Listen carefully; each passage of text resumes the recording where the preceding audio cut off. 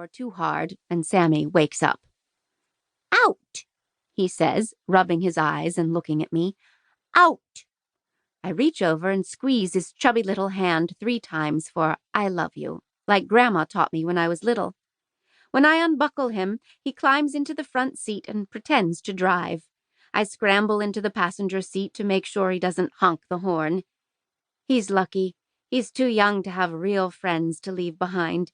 He didn't care about leaving his room or his school or his favorite teacher.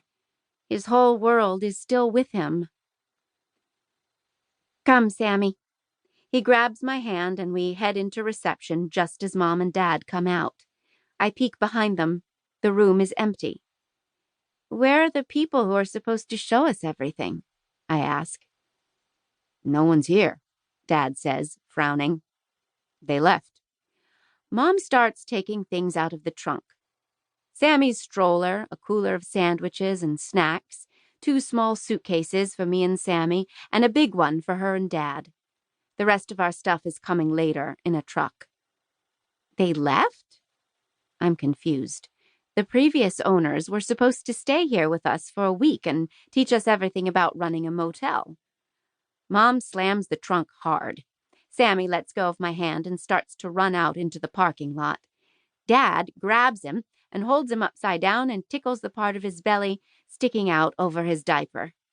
His giggle is the only sound for what seems like 1,000,000 years. Dad stays in the parking lot, yelling at someone on his cell phone, while Sammy and I follow Mom back into reception. I can smell chlorine, and it reminds me of the Y back home, where Leica had her birthday party last month. I still haven't totally forgiven her for having a pool party when she knew how I felt about water. I ended up helping her mom set up for the cake while everyone was splashing around and having fun. I follow Mom around the high counter, taking in the computer behind it. There's a desk against the back wall, and next to it a closed door with a sign that says office. And next to that, there's a bathroom. Thank God. Back home, my best friends, Dahlia and Leica, and I have a public bathroom rating system.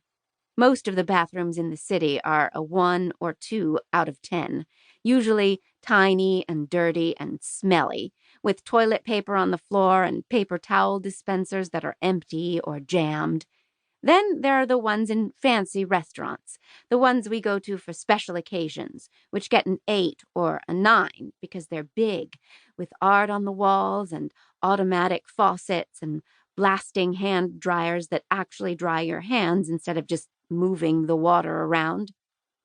This bathroom, I give it a 4 because it's clean, but it's still tiny, and the toilet seat is chipped. And the soap dispenser is filled with bright pink liquid that looks like diarrhea medicine.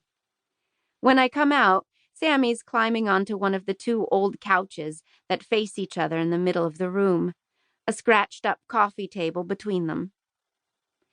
"Miriam," he calls to me. The couches are greenish-brown, with frayed edges, and there's a rip down the back of one of them. I try not to think about the dirt and sit down, and Sammy snuggles against me until he spies the display stand near the front door. It's filled with colorful pamphlets, the only thing in the room that's not dull and dreary. Sammy toddles right over and starts pulling them out one by one and dropping them on the floor. I pick them up and try to put them back into their slots, but he's way faster than I am, so I give up and look at them instead. "Crystal caverns," says one, with photos of a huge cave filled with shiny rock icicles that hang from the ceiling. It's magical. I find a booklet called Places to Stay in the Finger Lakes region. I look inside, but the Jewel Motor Inn isn't listed. At the very top of the display, too high for Sammy to reach, there's an ad for Mabel's Diner, which is right next door to the Jewel. The ad says that kids 10 and under eat breakfast free and that there are unlimited coffee refills. Since I just turned 11 and hate even the smell of coffee, I'm not impressed. Sammy grabs another pamphlet and hands it to me.